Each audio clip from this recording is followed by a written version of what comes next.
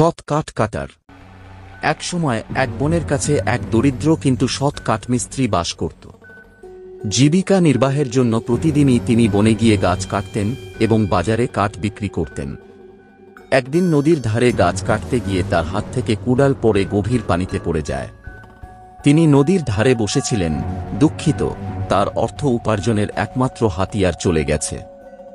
হঠাৎ এক বনেদি আত্মা এসে জিজ্ঞেস করল, তুমি এত দুঃখ কেন? কাঠঠোকরা তার পরিস্থিতি সত্যই ব্যাখ্যা করলেন। আত্মা করুণা অনুভব করল এবং নদীতে ডুব দিল। সে একটা সোনার কুড়াল বের করে জিজ্ঞেস করল, এটা কি তোমার কুড়াল? কাঠুরে বলল, না, ওটা আমার নয়। আত্মা হাসল এবং নদীতে ফিরে গেল।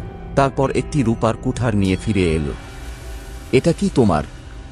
তিনি আবার জিজ্ঞাসা। সেটাও আমার নয়, কাঠঠোকরা সততার সাথে উত্তর দিল।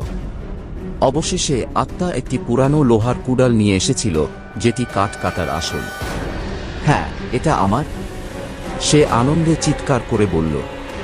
তার সততায় মুগ্ধ হয়ে আত্মা তাকে 3টি কুঠার, স্বর্ণ, রৌপ্য এবং লোহা, পুরস্কার হিসেবে দিয়েছিলেন। গল্পের নৈতিকতা। সততাই সর্বোত্তম নীতি। সর্বদা সত্য কথা বলো এবং তাতে ভালো জিনিস অনুসরণ করবে।